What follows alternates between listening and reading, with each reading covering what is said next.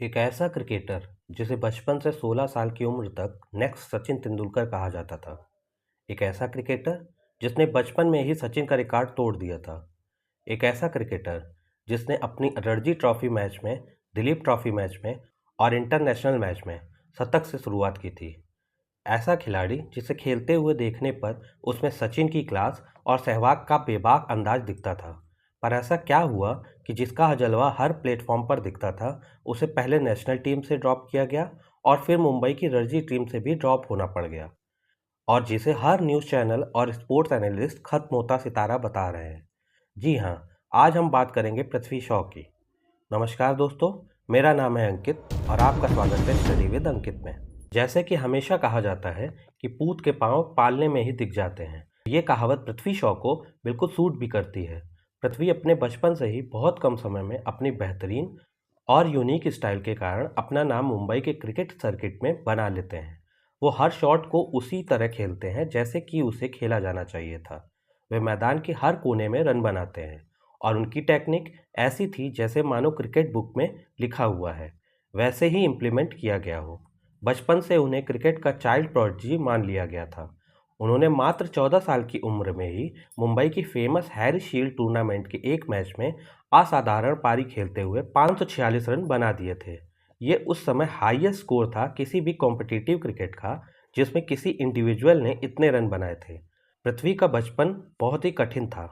उन्होंने छोटी सी उम्र में ही अपनी मां को खो दिया था, पर उनके पिता पंकज शॉ ने उनकी इस कमी को पूरा करने की पूरी कोशिश की और इसके लिए उन्होंने अपना बिजनेस भी छोड़ दिया था। उन्होंने पृथ्वी के टैलेंट पर विश्वास करते हुए विरार से मुंबई शिफ्ट होने का डिसीजन लिया, क्योंकि विरार से पृथ्वी का रोज ट्रैवल करना उनके क्रिकेट को प्रभावित कर रहा था। इसके बाद पृथ्वी पूरी तरह से क्रिकेट पर ध्यान दे रहे थे और इसका परिणाम था कि वे ढेरों रन बना रहे थे। उनका परफॉर्मेंस दिन पर दिन बेहतर से बेहतरीन हो रहा था, जिसको देखते हुए अप्रैल 2012 में इंग्लैंड की एक स्कूल ने उन्हें वहां आकर क्रिकेट खेलने का ऑफर दिया। और पृथ्वी को बचपन से ही रनों की भूख तो थी ही, तो वे इंग्लैंड चले गए और मात्र 2 महीने में उन्होंने स्कूल क्रिकेट में 1446 रन बना दिए। उन्होंने वहां पर भी डेब्यू में शतक ठोक दिया। उन्हें इंग्लैंड की चेंज ऑफ पेस की विकेट और बाउंस में परेशान नहीं किया, बल्कि उन्हें ये पिचेस उनके खेल के मुताबिक सूट की। इसके बाद वे फिर मुंबई लौट आए और यहीं क्रिकेट खेलने लगे और पृथ्वी ढेरों रन बरसाने लगे। इसका परिणाम उन्हें मिला भी। पृथ्वी को अंडर 16 टीम का कैप्टन बना दिया गया। कैप्टन बनने के बाद पृथ्वी का परफॉर्मेंस मानो और निखरने लगा और उन्हें इसका रिवॉर्ड भी मिला। 2016 में उन्हें अंडर 19 टीम में जगह मिली। इसके बाद तो मानो पृथ्वी ने अपने करियर की गाड़ी को पंख लगा दिए हों। उन्होंने 2017 में विजय हजारे ट्रॉफी और लिस्ट ए में अपना ड्रीम डेब्यू किया। उन्होंने दोनों डेब्यू मैचों में शतक मारकर महान तेंदुलकर की बराबरी कर ली और इसके बाद पृथ्वी ने रणजी ट्रॉफी डेब्यू मैच में भी शतक जड़ दिया। इसके बाद तो उन्हें न्यूज़ से लेकर हर फैन नेक्स्ट तेंदुलकर बुलाने लगा। साल 2018 पृथ्वी के लिए सुनहरा साल साबित हुआ। इस साल पृथ्वी का सिलेक्शन एक बार फिर अंडर 19 वर्ल्ड कप टीम में हो गया, लेकिन इस बार उन्हें भारत का नेतृत्व करने का भी मौका मिला। इस अंडर 19 वर्ल्ड कप में भारत को 6 साल बाद जीत मिली थी और पृथ्वी का इसमें भी एक अच्छा योगदान था। उन्होंने 6 मैचों में 65 की एवरेज से 261 रन बनाए थे और इस कप को जीतने के बाद पृथ्वी की नज़र अब टीम इंडिया की ब्लू जर्सी पर थी, जिसे वह पाना चाहते थे, और इसके लिए बहुत लंबा इंतजार उन्हें नहीं करना पड़ा। मात्र 1 साल बाद उनको नेशनल टीम का बुलावा आ गया और पृथ्वी का सिलेक्शन 2018 में इंग्लैंड के अगेंस्ट टेस्ट सीरीज में हो गया। लेकिन उनके लिए सीरीज कुछ खास नहीं रही, क्योंकि उनको एक भी मैच खेलने का मौका नहीं मिला। इसके बाद सितंबर में वेस्ट इंडीज के खिलाफ सीरीज में उन्हें डेब्यू करने का मौका मिल गया और उन्होंने इस मौके को दोनों हाथों से लपकते हुए इतिहास रच दिया। मात्र 18 साल की उम्र में ही उन्होंने डेब्यू मैच में शतक जड़ दिया और वे अपने हीरो यानी सचिन तेंदुलकर के बाद कम उम्र में शतक बनाने वाले खिलाड़ी बन गए। उन्होंने इसी साल आईपीएल में भी डेब्यू किया और यहाँ भी अच्छा खेल दिखाया। उनके खेल को देखते हुए रवि शास्त्री, सहवाग, गांगुली, सचिन सबने पृथ्वी की खूब तारीफें की और इसके बाद मान लो पूरी दुनिया उनको नेक्स्ट तेंदुलकर ही कहने लगी।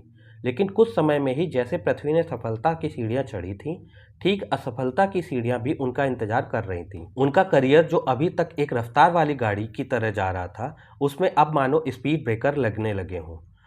उनके साथ इंजरीज और कंट्रोवर्सीज मानो फेविकोल की तरह जुड़ने लगी। 2018 में जिसमें उन्होंने सुनहरा करियर देखा था और 2019 में उन्हें सबसे बड़ा सदमा देखना पड़ा। जुलाई 2019 में बीसीसीआई ने पृथ्वी को 8 महीने के लिए सस्पेंड कर दिया क्योंकि वे डोपिंग टेस्ट में फेल हो गए थे। इस पर पृथ्वी ने क्लैरिफिकेशन भी दिया था। उन्होंने बताया था कि उन्होंने एक कफ सिरप लिया था जिसमें ये ड्रग पाया जाता है और ये बात उन्हें नहीं पता थी। इसके बाद 2023 में एक बहुत बड़ी कंट्रोवर्सी हो गई जिसका किस्सा आप सब ने सुना ही होगा। दरअसल फरवरी 2023 को पृथ्वी अपने दोस्तों के साथ एक क्लब में पार्टी कर रहे थे, तो वहीं उनके फैंस उनसे फ़ोटो क्लिक कराना चाह रहे थे और जब पृथ्वी ने फ़ोटो क्लिक कराने से मना कर दिया तो वे पृथ्वी से मारपीट करने लगे।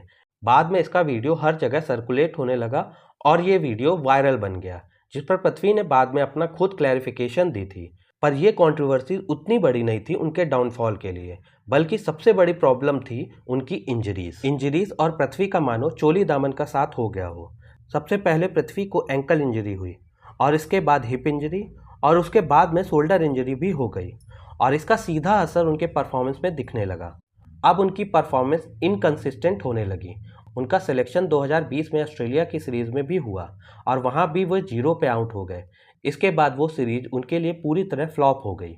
इसके बाद भी उन्हें कई मौके मिले पर पृथ्वी ने अपने नाम के मुताबिक वो परफॉर्मेंस नहीं दी और उन्हें 2021 में आखिरी बार इंडिया को रिप्रेजेंट करते हुए देखा गया।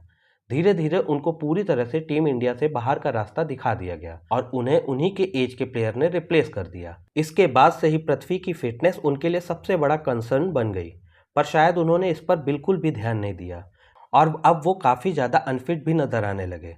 2018 से 2023 और 24 की फ़ोटोज़ पर अगर आप कंपेयर करेंगे तो आप पाएंगे कि पृथ्वी ने कितना ज़्यादा वेट पुट ऑन कर लिया है और इसका परिणाम ये है कि वे अपनी उम्र से काफ़ी ज़्यादा बड़े दिखने लगे हैं।